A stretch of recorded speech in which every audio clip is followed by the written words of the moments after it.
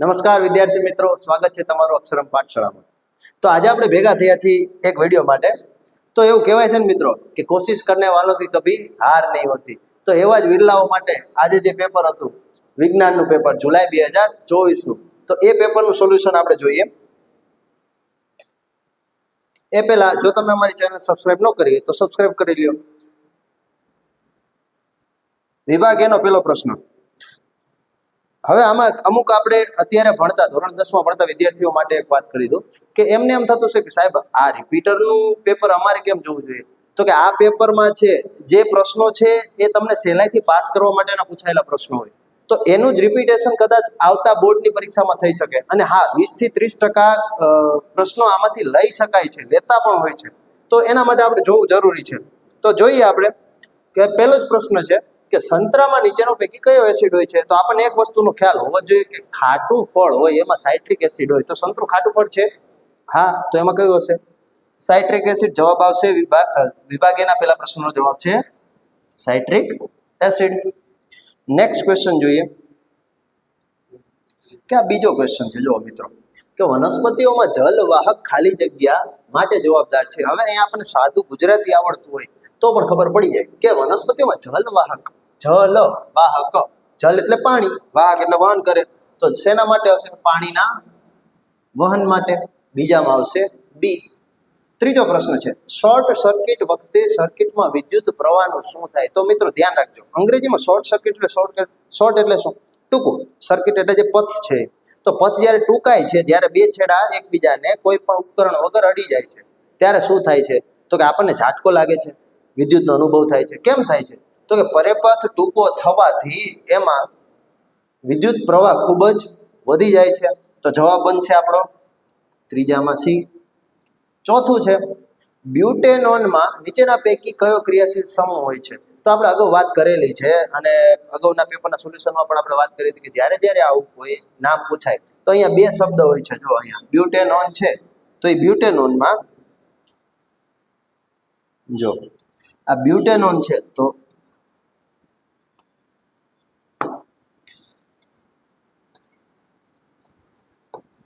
બ્યુટેનોન, જો આ બે શબ્દ છે બ્યુટ અને નોન। બ્યુટ એટલે કેટલા? તો કે 4 કાર્બન હોય ને એને બ્યુટ કહેવાય, 4 કાર્બન। હવે 4 કાર્બન તો બધા ગ્રુપમાં હોય, તો કયું ગ્રુપની વાત કરે છે? તો કે અહીંયા જો પાછળ શું લખેલું છે? નોન। એમાં ઓન પ્રત્યય લાગેલા છે, કયો પ્રત્યય? ઓન પ્રત્યય। ઓન એટલે તો કે એનો કયો સમૂહ? તો આ સીધું યાદ રાખવું જ શું કરવાનું કે અહીંયા બધામાંથી જોવાનું કયા સમૂહના નામ પાછળ ઓન પ્રત્યય લાગે છે? તો કે આમાં લાગે છે આલ્કોહોલમાં નહીં, એમાં શું લાગે છે? ઓલ લાગે છે, પણ આપણે શું જોવાનું છે? ઓન। તો જો કીટોનમાં લાગશે તો કે કીટ ઓન, પ્રત્યય શું લાગ્યો? ઓન, એટલે આ કયા સમૂહનું સભ્ય છે? કીટોન। તો આપણો સાચો જવાબ થશે બી, કીટોન। ચોથામાં આવશે બી। નેક્સ્ટ વિકલ્પ જોઈએ, બે ચેતાકોષો વચ્ચે, તો જ્યારે ચેતાકોષની વાત કરતા હોય આપણે ત્યારે લગભગ કહેવામાં જ આવે છે કે એક માર્કનો એમપી પ્રશ્ન છે, આ વધુ વખત પૂછાયેલો છે કે બે ચેતાકોષો એની વચ્ચે ખાલી જગ્યા હોય છે। ચેતાકોષ કેવો હોય? તો કે આપણે વાત કરેલી છે કે આમ પહેલા આગળ એક કોષ હોય, અહીં તંતુ હોય, છેલ્લે આમ તંતુ હોય। હવે આ તંતુ છે એની પાછળ પણ એક આવો કોષ હોય, તો પણ આ બેની વચ્ચે આવેલી આ જગ્યા, આ જે જગ્યા છે બે ચેતાકોષો છે ને એનું નામ શું છે એ પૂછે, તો એનું નામ શું છે? અહીંયા આવેગ, તો કે ના, આવેગ તો એમાંથી પસાર થાય ને કહેવાય શિખા તંતુ, તો કે એને શિખા એટલે ચોટી, તો આગળ આવેલા તંતુ, અહીંયા આગળ આવેલા તંતુને શિખા તંતુ કહેવાય।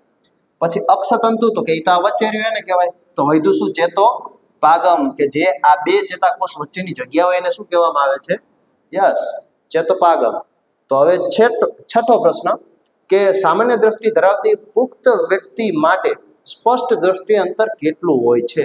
તો કહેવામાં આવે છે કે તમે જ્યારે વાંચતા હોય કે ફોન જોતા હોય ગમે વસ્તુ કરતા હોય એને તમારે ઓછામાં ઓછી તમારા આંખથી કેટલી દૂર રાખવી પડે જેથી તમને બ્લરી વર્ઝન ન દેખાય? તો કે 25 સેન્ટીમીટર। એટલા માટે સામાન્ય દ્રષ્ટિ ધરાવતી પુખ્ત વ્યક્તિ માટે કેટલું અંતર હોવું જરૂરી છે?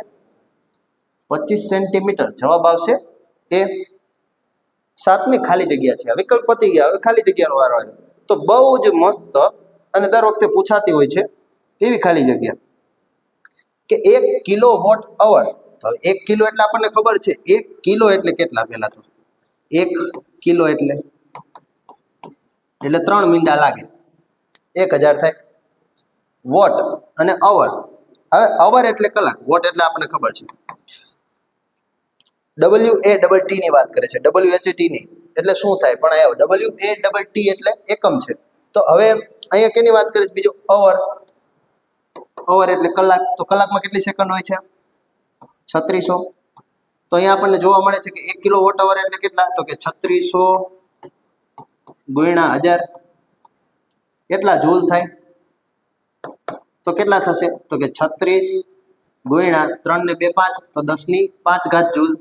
પણ અહીંયા જોજો મિત્રો કે અહીંયા આપણને 3.6 કીધું છે, 36 નથી કીધું, એટલે એક પોઈન્ટ હજુ ખસેડો છે. તો જ્યારે પોઈન્ટ ડાબી બાજુ ખસશે ત્યારે ઘાતમાં વધારો થશે, એટલે 3.6 કરશું આપણે, તો 10 ની 5 ઘાતની જગ્યાએ કેટલી થઈ જશે,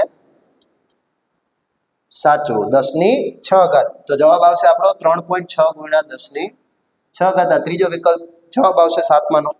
નેક્સ્ટ ખાલી જગ્યા જોઈએ, શું કે છે, કાર્બનની સંયોજકતા કેટલી છે. સંયોજકતા એટલે શું, પહેલા આપણે સમજવું પડે કે સંયોજકતા એટલે શું.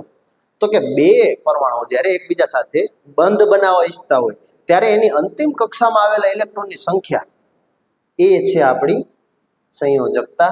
તો કાર્બન માટે શું થાય, તો કાર્બનમાં કુલ કેટલા ઇલેક્ટ્રોન હશે, તો કાર્બનનો આપણે ક્રમાંક યાદ કરવો પડે. તો હાહીલી બેવુ કાના ઓફની તમને સિરીઝ યાદ હશે, તો 6 નંબરનો કાર્બન છે, તેમાં 6 ઇલેક્ટ્રોન હોય. તો 1s2 પહેલી કક્ષામાં 2, એકડામાં 2, બીજામાં 4, બીજામાં કેટલા આવશે, બીજી કક્ષામાં 4 ઇલેક્ટ્રોન આવશે. તો એની સંયોજકતા કેટલી થઈ મિત્રો, યસ વેરી ગુડ, 4 જવાબ આવશે. તો 8મી ખાલી જગ્યામાં જવાબ આવશે 4. 9મી ખાલી જગ્યા જોઈએ કે મનુષ્યના લાળ રસમાં ઉત્સેચક ખાલી જગ્યા હોય છે. શું કયો ઉત્સેચક હોય છે, તો કે આપણને ખ્યાલ છે પેપ્સિન ની બધાની વાત ક્યાં આવે છે, આપણા અંદર જઠર બાજુ. પણ એમાઇલેઝ નામનું જે ઉત્સેચક છે એ આપણા લાળ રસમાં જોવા મળે છે. તો જવાબ આપણો શું બનશે, એમાઇલેઝ. એમાઇલેઝ ઉત્સેચક આપણા લાળ રસમાં હોય છે. નેક્સ્ટ ખાલી જગ્યાઓ જોઈએ, આનુવંશિક દ્રવ્યોનો વિનિમય. વિનિમય એટલે આપલે, વિનિમય એટલે શું, આપલે. તો આનુવંશિક દ્રવ્યનો કે જેના દ્વારા આવતી પેઢીનું નિર્માણ થાય છે, એ આનુવંશિક દ્રવ્યનો વિનિમય ખાલી જગ્યા પ્રકારના પ્રજનનમાં થાય છે. તો આનુવંશિકતાનો વિનિમય આપણને ખ્યાલ છે ન હોય તો પણ યાદ રાખવાનું કે લિંગી પ્રજનન હોય જ્યારે ત્યારે આનુવંશિક દ્રવ્યની આપલે થાય છે. એક ગોળીય અરીસાની વક્રતા ત્રિજ્યા, બહુ સરસ મજાનો પ્રશ્ન છે. આપણને ખ્યાલ છે કે જો ગોળીય અરીસો હોય, આવો ગોળીય અરીસો હોય, તો ગોળીય અરીસામાં આમ જોઈએ તો આજે મુખ્ય અક્ષ ઉપર અહીંયા શું આવેલું છે, વક્રતા કેન્દ્ર, કેન્દ્ર જેને સી વડે દર્શાવાય. એને એ બંનેની અહીંયા પી હોય, ધ્રુવ, ધ્રુવ જેને પી વડે દર્શાવાય, અને એ બંનેની વચ્ચોવચ્ચ એટલે અડધે આવેલી હોય, શું આવેલું હોય, એક મુખ્ય કેન્દ્ર આવેલું હોય, મુખ્ય કેન્દ્ર જેને એફ વડે દર્શાવાય. તો અહીંયા ધ્યાન એ રાખવાનું છે કે પી થી લઈને સી સુધી જે આવેલું છે ને, અહીંયાથી લઈને અહીંયા સુધી એને વક્રતા ત્રિજ્યા કહેવાય, આર, જે આપણને આપેલી છે, કેટલી, 20 આપેલી છે. અને શું કીધું, શું ગોતવાનું છે, તેની કેન્દ્ર લંબાઈ. તો પી થી લઈને કેન્દ્ર સુધીનું અંતર જે છે એને શું કહેવાય, કેન્દ્ર લંબાઈ. તો એને એફ વડે દર્શાવાય, સ્મોલ એફ. તો આપણે જોવા જ મળે છે કે વક્રતા કેન્દ્ર કરતા મુખ્ય કેન્દ્રનું અંતર અડધું હોય. તો જો આ 20 સેન્ટીમીટર હોય તો આ કેટલું હોય, સાચું કેટલું હોય, 10 સેન્ટીમીટર. જવાબ આપણો શું આવશે, 10. પણ અહીંયા જોવાનું, જો મીટર પણ આપેલું છે, સેન્ટીમીટર પણ આપેલું છે, પણ આપણને અહીંયા સેન્ટીમીટર આપ્યું, જવાબ શેમાં આવશે, સેન્ટીમીટરમાં. જવાબ આપણો બનશે 10 સેન્ટીમીટર. Very good. 12મું જોઈએ કે ખાલી જગ્યા અધાતુ પ્રવાહી સ્વરૂપે હોય છે. બે વસ્તુ કીધી, એક અધાતુ ને એક પ્રવાહી. તો પેલા આપણે ધાતુ અધાતુમાં ખ્યાલ હોય કે કોણ ધાતુ છે અને કોણ અધાતુ છે, એના ઉદાહરણ દ્વારા સમજી શકાય. તો નીચે આપેલી કાર્બન, સલ્ફર અને બ્રોમિન ત્રણેય શું છે, અધાતુ. તો ત્રણેય હોઈ શકે, પરંતુ અપવાદ તરીકે આપણને યાદ રાખવાનું કહેતા હોય છે કે પ્રવાહી સ્વરૂપે કોણ જોવા મળે છે, બ્રોમિન, Br, જેને Br વડે દર્શાવાય છે, એ બ્રોમિન આપણો અપવાદ છે કે જે જવાબ બનશે. એ શું હોય છે? બ્રોમિન અધાતુ હોય છે કે જે પ્રવાહી સ્વરૂપે રહેલું હોય છે. તો આથી ખાલી જગ્યા આપણી. હવે જોઈએ વિધાનો સાચા છે ખોટા. તો જોઈએ વિધાનો આપેલા છે અલગ અલગ આપણને. 11 પીએચ ધરાવતું દ્રાવણ એસિડિક હોય છે. હવે આપણને પીએચ ની વાત કરે છે, પોટેન્શિયલ ઓફ હાઇડ્રોજન પીએચ, કે જે દર્શાવે છે કે વસ્તુ એસિડિક છે કે બેઝિક. તો એના માટે આપણને આંક ખબર હોવી જોઈએ કે પીએચ આંક ક્યાંથી ચાલુ થાય ક્યાં સુધી હોય. તો કે પીએચ આંક 0 થી ચાલુ થાય અને 14 સુધી હોય. ક્યાં સુધી હોય? 0 થી લઈને 14. તો બરોબર વચ્ચે 7 એ શું હોય? તો કે તટસ્થ હોય. તટસ્થ. 14 તરફ જતા શું થાય? તો કે બેઝિક સ્વભાવ વધે. બેઝિક સ્વભાવ વધે 14 તરફ જતા. અને 7 થી 0 તરફ આવતા યસ સાચું છે, એસિડિક સ્વભાવ વધે. એસિડિક. તો પ્રશ્ન શું પૂછ્યો છે આપણને? 11 પીએચ ધરાવતું દ્રાવણ એસિડિક હોય. તો મિત્રો આપણને ખ્યાલ પડે જ કે 7 થી લઈને 14 સુધી બધા કેવા હોય? બેઝિક. કોઈ એસિડિક હોય નહીં. તો 11 પીએચ કેવું હશે આપણું? બેઝિક. પણ અહીંયા શું કીધું છે? એસિડિક. તો આ વિધાન ખોટું છે. તો પેલું વિધાન આપણું કેવું થશે? ખોટું થશે. બીજું જોઈએ, સિન્નાબાર મર્ક્યુરીની કાચી ધાતુ છે. તો આ જ પ્રશ્નનું સોલ્યુશન આપણે આગળના વિડીયોમાં કરેલું છે. સિન્નાબાર ખરેખર મર્ક્યુરી એટલે કે Hg ની કાચી ધાતુ છે જ. એટલે આ સાચું વિધાન છે. 15મો જોઈએ કે મનુષ્યના નર જાતિની સંતતિનું નિર્ધારણ યુગ્મનજમાં વાય રંગસૂત્ર દ્વારા થાય છે. તો આપણને રંગસૂત્રની જોડની ખબર જ છે કે રંગસૂત્રની જોડમાં શું હોય? એક એક્સ હોય, એક વાય હોય. હવે જો XX રંગસૂત્ર પ્રભાવી હોય તો છોકરી જન્મ લેશે એટલે કે માદા. અને જો XY રંગસૂત્રનો પ્રભાવ વધુ હોય તો છોકરો એટલે કે નર જન્મ લેશે. તો અહીંયા આપણા બેમાં ફેર શું દેખાય? તો કે આ વાય ભઈ રહ્યો. તો વાત તો સાચી છે કે નર માટે જવાબદાર રંગસૂત્ર કયું આવશે? વાય. તો આ વસ્તુ સાચી છે. 16મું જોઈએ, લાલ રંગના પ્રકાશની તરંગ લંબાઈ ભૂરા રંગના પ્રકાશની તરંગ લંબાઈ કરતા આશરે 1.8 ગણી હોય છે. જો મિત્રો અહીંયા તમારા માટે એક આશાનું કિરણ છે કે આ જો ધારે તો આ વિધાનનો માર્ક તમને આપવો પડે. કેમ? તો કે અહીંયા એમ કીધું છે કે આટલા ગણી હોય છે. હવે વધારે હોય છે કે ઓછી હોય છે એવું કંઈ કીધું નથી. એવી સ્પષ્ટ આપણને કઈ વાત કરી નથી. જો બોર્ડ ધારે તો તમને 1 માર્કનું ગ્રેસિંગ મળી શકે છે. પણ આપણે અહીંયા જોવું હોય તો 1.8 ગણી છે.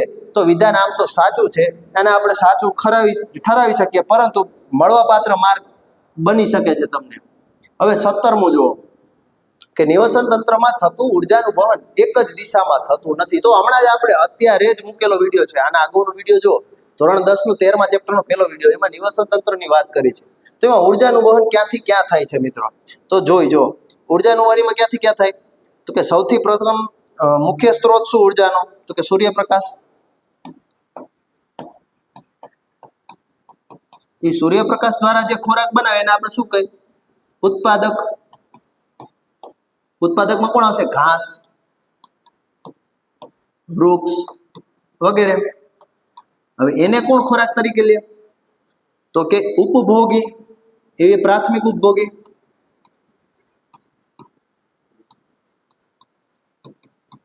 કેવા? તો કે હરણ, સસલું વગેરે. આપણે પણ આવી જઈએ એમાં. એનો ખોરાક તરીકે ઉપયોગ કોણ કરશે? તો કે દ્વિતીયક ઉપભોગી. એટલે કયા કયા? તો કે વાઘ, સિંહ, વરુ વગેરે, કે જે હરણ ને સસલા ને બધે મારીને ખાય. એની ઉપર કોણ આવશે? તૃતીય ઉપભોગી. તૃતીયક ઉપભોગી એટલે કયા? તો કે બધા વિઘટકો. વિઘટકો જે આ બધા પ્રાણીઓ મરી જશે કે આપણે પણ મરી જઈએ તો આપણા મૃતદેહને જે વિઘટન કરે એને વિઘટકો કહેવાય. તો અહીંયા આપણને જોવા મળે છે કે ઘાસ છે એનો આહાર તરીકે હરણ ઉપયોગ કરે. પણ તમે ક્યાંય જોયું છે કે કોઈ ઘાસ હરણને ખાતું હોય?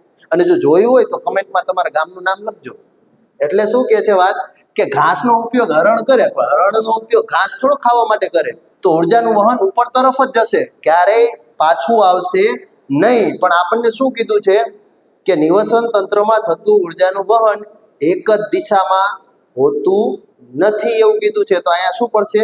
એ વિધાન ખોટું પડશે, કારણ કે એક જ દિશામાં હોય છે હંમેશા. તો આ વિધાન ખોટું બનશે. તો હવે નેક્સ્ટ જોઈએ.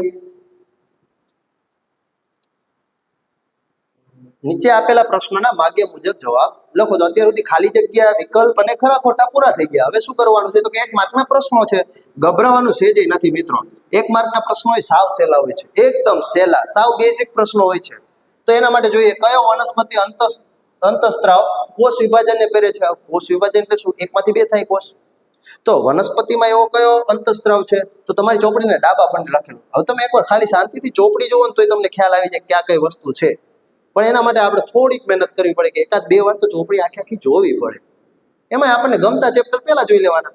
તેમ છતાં યાદ ન રહ્યું હોય તો સાયટોકાઇનિન નામનો અંતઃસ્ત્રાવ હોય છે કે જે કોષ વિભાજનને પ્રેરે છે. 19મો છે કે વાસ્તવિક સૂર્યાસ્ત અને દેખીતા સૂર્યાસ્ત વચ્ચે સમયગાળો આશરે કેટલી મિનિટનો હોય છે? તો આપણે તો વિજ્ઞાનના વિદ્યાર્થીઓ છીએ કે વિજ્ઞાન સાથે જોડાયેલા છે, એટલે આપણે શું જોવું પડે કે આપણને બધાયને જે સૂર્યાસ્ત દેખાય છે, ખરેખર વિજ્ઞાનનો વિદ્યાર્થી હોય તો એની સૂર્યાસ્ત વહેલા કે મોડો દેખાવો જોઈએ. કેમ? તો કે વાસ્તવિક નથી. તો કેટલો અંતર હોય છે બંને વચ્ચે? તો કે 2 મિનિટનો હોય છે, 2 મિનિટ. એ જ ફાયદો છે મિત્રો, ભણવાનો ફાયદો એ જ છે કે બધાને જે દેખાય છે એ તો તમને દેખાશે જ, પણ જે બધાને નથી દેખાતું, એનું કારણ નથી દેખાતું, એ કારણ તમે ભણશો, સમજશો તો જ દેખાશે.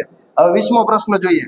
જીવંત વાયર પર સામાન્ય રીતે કયા રંગનું અવાહક પડ લગાડેલું હોય છે? તો કે આપણી ઘરમાં જે વાયર જતું હોય છે એ વાયરમાંથી લાઈવ વાયર જે કહેવામાં આવે છે એની ઉપર કેવા રંગનું પડ હોય છે? તો લાલ રંગનું પડ હોય છે. કેવા રંગનું? લાલ રંગનું.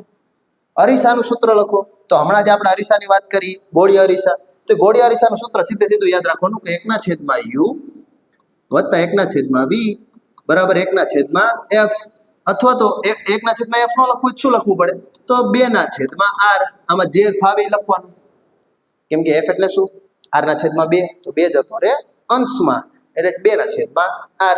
u અને v એટલે આપણને ખ્યાલ જ છે, કદાચ તમે ભણશો તો ખબર પડી જશે કે વસ્તુ અંતર ને પ્રતિબિંબ અંતરની વાત કરે છે. હવે f એટલે આપણે હમણાં વાત કરી કેન્દ્ર લંબાઈ, r એટલે વક્રતા ત્રિજ્યા. તો જનીન એટલે શું? જેને અંગ્રેજીમાં જીન્સ કહેવાય છે. તો અમુક વસ્તુ કહેવાય છે કે આ એના જીન્સમાં છે, આ એના લોહીમાં છે. આપણે કહીએ ને કે આ આવો જ હોય. કેમ? તો કે એના લોહીમાં છે. એના બાપા આવ્યા હતા, દાદા આવ્યા હતા, આખું ગામ કે છે કે આખું ઘર માથે લેતા હતા. તો ઈ એના લોહીમાં હોય છે. ઈ લોહી એટલે શું? આપણે દેશી ભાષામાં લોહી કહે છે, પરંતુ વિજ્ઞાન એને શું કહે છે? તો કે જનીન. જે આવતી પેઢીમાં લક્ષણો, આ પિતૃકોષમાંથી આવતી પેઢીમાં જે લક્ષણો જાય છે એ લક્ષણો લઈ કોણ જાય છે? તો જનીન લઈ જાય છે. તો આવતી, આનો જવાબ એવો લખી શકે,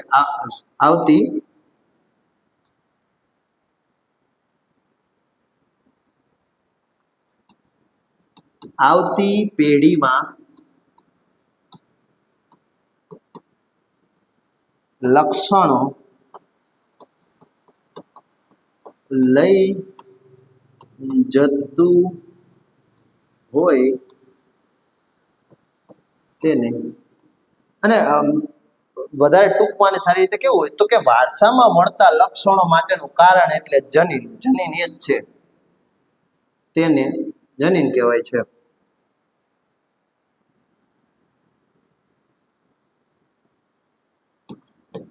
વારસામાં મળતા લક્ષણો જે લઈ જાય છે તેને જનીન કહે છે.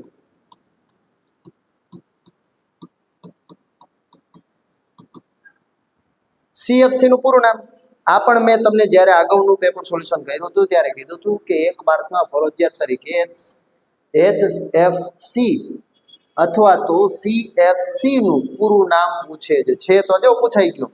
શું પૂછાણું છે? CFC નું પૂરું નામ. તો C એટલે ક્લોરો, F એટલે ફ્લોરો, વળી C એટલે કાર્બન. તો આનું પૂરું નામ શું થશે? Chloro fluoro carbon. આ તો એનો જવાબ. હવે સૌથી સહેલું અને ત્રીજા ધોરણેથી તમે કરો છો. સૌથી બધાને મજા આવે એ જ ખાલી લીટા તાણવાના તોય માર્ક મળે. એટલે શું? જોડકા. તો એ જોડકામાં જો એ ભાગ આપ્યો, બી ભાગ આપ્યો. એ ભાગમાં કીધું છે કે અંતઃસ્ત્રાવી ગ્રંથિ, જે ગ્રંથમાંથી આપણને અંતઃસ્ત્રાવ છૂટો પડે છે એને અંતઃસ્ત્રાવી ગ્રંથિ કહેવાય. એના નામ આપ્યા છે. સામે શું આપ્યું છે? અંતઃસ્ત્રાવ. કે ભાઈ કયો અંતઃસ્ત્રાવ કઈ ગ્રંથિમાંથી છૂટો પડે છે? તો અહીંયા દેખીતું છે. કદાચ કોઈ ભણ્યું ન હોય ને એમના આમ પેપર દેવા બેસી જાય કે લાવ હું પેપર દઉં એમ, તોય એને ખ્યાલ આવી જાય કે આ અંતઃસ્ત્રાવ કઈ ગ્રંથિનો છે. કેવું? તો જુઓ તો અહીંયા જુઓ થાઇરોઇડ ગ્રંથિ. તો થાઇરોઇડ આયરે મળતું નામ ક્યાં છે? જુઓ તો આમાં ક્યાંય છે થાઇરોઇડ આયરે મળતું? ઓબ્વિયસ છે, દેખાય જ છે આપણને. થાઇરોક્સિન. તો પેલા સાથે શું આવશે? થાઇરોક્સિન અંતઃસ્ત્રાવ ક્યાંથી નીકળે? થાઇરોઇડ ગ્રંથિમાંથી. ચયાપચયનું નિર્માણ કરે, નિયમન કરે છે એ. હવે એડ્રિનલ ગ્રંથિ એટલે શું? તો કે આપણને જે શરીર દોડ ભાગ કરવા માટે તૈયાર રાખવામાં આવે છે શરીરને, કે આપણે કોઈક બીવડાવે તો આપણે શું કરીએ? ભાગીએ ત્યાંથી અથવા તો બી જઈએ. તો એના માટે શરીરને અગાઉથી તૈયાર કરવામાં આવે. તો એ તૈયાર અંતઃસ્ત્રાવ જે કરે એને એડ્રિનલ કહેવાય. જે ક્યાં આવેલો હોય? એડ્રિનાલિન ગ્રંથિમાંથી. અચાનક થતી ઘટનાઓ માટે. તો હાવ દેખીતું હતું. એડ્રિનલ જેવો શબ્દ મળતો ક્યાં છે? એડ્રિનાલિન. અને થાઇરોક્સિન જેવો શબ્દ થાઇરોઇડ ગ્રંથિને મળે છે. તો આ બે તો સામાન્ય એવા જોડકા હતા. આની વાત કરીએ આપણે. હવે આગળ જોઈએ વિભાગ બી ના પ્રશ્નો. તો આપણે જે થોડા ઘણા છે, કદાચ એવું લાગતું હશે કે આમાં આઈએમપી જેવું છે કે કંઈક સમજાવવા જોઈએ તો સમજાવી દઈએ. બાકી આપણે એક પ્રશ્નો ખાલી જોઈ લઈએ. તો એ પ્રશ્નની વાત કરીએ કે મિશ્ર ધાતુ એટલે શું? ધાતુ આપણને ખબર, અધાતુ ખબર. તો કે જે બે ધાતુ મળીને નવી ધાતુ બનાવે એને મિશ્ર ધાતુ કહેવાય. તો આપણે ઘણું બધું જોયેલું છે કે તમે જે મેડલ ત્રીજા સ્થાને મળે એ પણ એક શું છે? ત્રીજા સ્થાન ઉપર તમે કોમ્પિટિશનમાં આવો એટલે તમને જે કાંસાનું મેડલ મળે છે એ પણ શું? એક મિશ્ર ધાતુ છે. ઉદાહરણ આપી દેવાનું, વાત પતી ગઈ. હવે લોખંડની વસ્તુઓ પર આપણને શા માટે રંગ લગાવ્યો છે? બધાને ખબર છે. આપણા દાદાને ખબર હોય, એ તો વિજ્ઞાન જ ભણ્યા, એમને ખબર હોય. પણ એમને પ્રેક્ટિકલ જ્ઞાન છે. શું છે? તો કે આપણે લોખંડ જેવી ધાતુ છે એ હવાના ભેજના સંપર્કમાં આવે તો કાટ ખાઈ જાય. એટલે સંપર્કમાં ન આવવા દેવા માટે એની ઉપર એક તેલી પદાર્થ, તો અત્યારે કલર છે માર્કેટમાં, તો એ કલર લગાવવામાં આવે, રંગ લગાવવામાં આવે છે. પછી છે છોકરીઓમાં કયા પરિવર્તનો જોવા મળે છે? તો આનુવંશિકતાવાળા પાઠમાં આપણને આપેલું છે, એમાંથી જ આપણને જવાબ મળી જાય. તફાવત આપો. લઘુ દ્રષ્ટિ માયોપિયા અને ગુરુ દ્રષ્ટિ. લઘુ દ્રષ્ટિ, લઘુ એટલે નાનું દેખાય, પણ ગુરુ એટલે જો લઘુ એટલે નાનું, તો નાના અંતરનું દેખાય પણ મોટા અંતરનું દેખાય નહીં. અંતરગોળ અરીસાનું નિવારણ છે આકૃતિ દોરવાની. ગુરુ દ્રષ્ટિ, ગુરુ એટલે મોટું, તો વધુ અંતરવાળું દેખાય, નજીકનું દેખાય નહીં. તો એના માટે આના માટે અંતરગોળ લેન્સ, તો આના માટે રાઈટ બહિર્ગોળ લેન્સ. પછી આના નામ સમજાવવાના કીધા છે. અંડાશય છે, પછી પરાગાસન છે, અંડાશય છે, પરાગાસન છે, પરાગવાહિની છે, એ બધું છે. હા, ઈઝી છે. 30મો છે પ્રકાશ સંશ્લેષણની ક્રિયા દરમિયાન થતી ઘટનાઓ. તો શું થાય છે પ્રકાશ સંશ્લેષણ દરમિયાન? થાય છે શું? પ્રકાશ ઉર્જાનું શેમાં રૂપાંતર થાય? રાસાયણિક ઉર્જામાં રૂપાંતર થાય છે. તો આ જ છે પ્રકાશ સંશ્લેષણની ઘટના.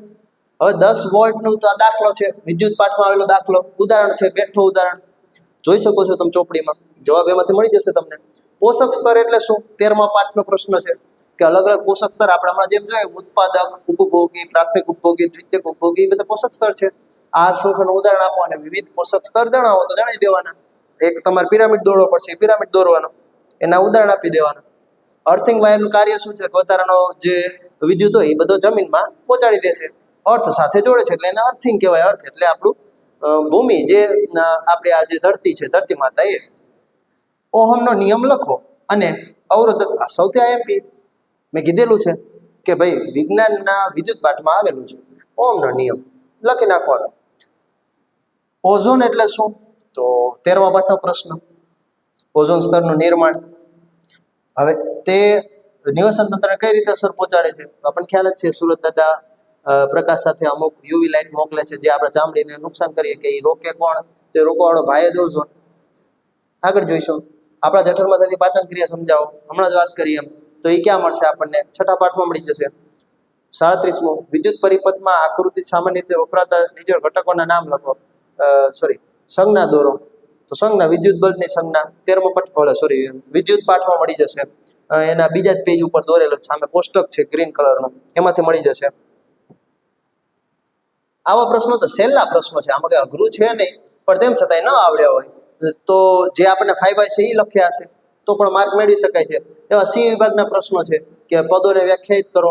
ગેંગ એટલે શું? કાચી ધાતુ શું એટલે ખનિજ એટલે શું? એમ વિઘટન પ્રક્રિયાનો સંયોગ. જો આઈએમપી પ્રશ્ન છે. પહેલા જ પાઠનો, કે વિઘટન પ્રક્રિયાઓને સંયોગી પ્રક્રિયાની વિરુદ્ધ શા માટે કહેવાય છે? તો કે સંયોગીકરણ પ્રક્રિયા એટલે યોગ એટલે જોડવું, જ્યારે વિઘટન એટલે તૂટવું, તો આ બે છૂટા પડે તો એકબીજાને વિરોધી થયું.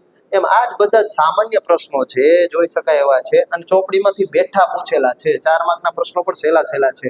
એટલા માટે જ કહું છું મિત્રો કે કોશિશ કરતી રહેવાની. જો કદાચ આ વખતે પણ તમારે થોડાક માર્ક માટે ફેલ થયા હોય તો પણ ફરીથી અમારા વિડીયોઝ જોવો, એમાંથી શીખો, ભણો, કેમ કે આ મફત છે. તો જોવો, શીખો, ભણો, ફરીથી ટ્રાય આપો. કોશિશ કરને વાલો કી હાર નહીં હોતી. તો આવા જ વિડીયોઝ જોવા માટે અમારી ચેનલને સબસ્ક્રાઇબ કરી દો. Thank you.